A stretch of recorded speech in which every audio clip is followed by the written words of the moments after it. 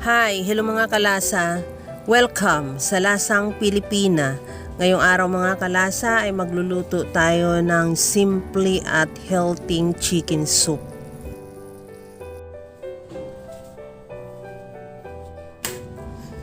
Isison muna natin ng asin at paminta yung ating chicken breast na hiniwa ko siya ng manipis. Both sides lagyan ng asin at paminta at prituhin.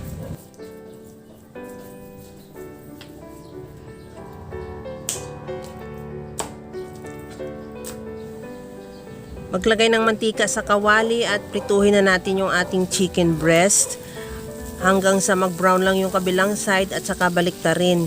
Habang ginagawa natin yan mga kalasa, kung bago ka pa lang sa aking channel, welcome!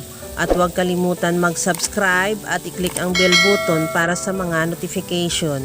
At kung dati ka pa, welcome back at i-follow mo na rin ako sa aking Facebook page, Lasang Pilipina.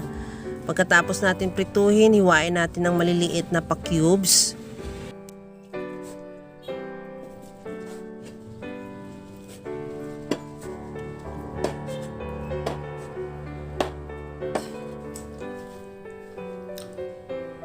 Maglagay ng mantika sa kawali at igisa na yung bawang.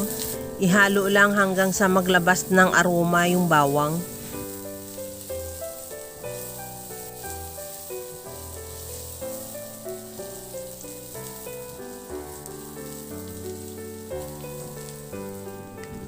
Ilagay ko na rin yung sibuyas.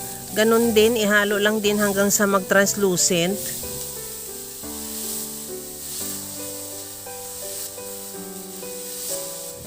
Maglagay na rin ako ng chicken broth.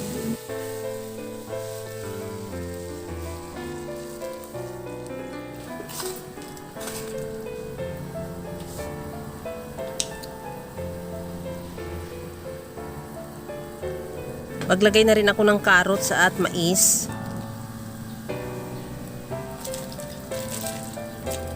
Ilagay ko na rin yung chicken na pinirito natin kanina.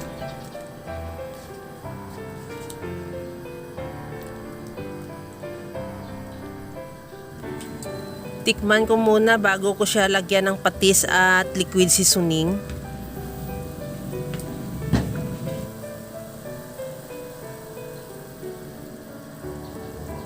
Tikman ko ulit at okay na rin yung timpla niya. Ilagay na natin yung malunggay.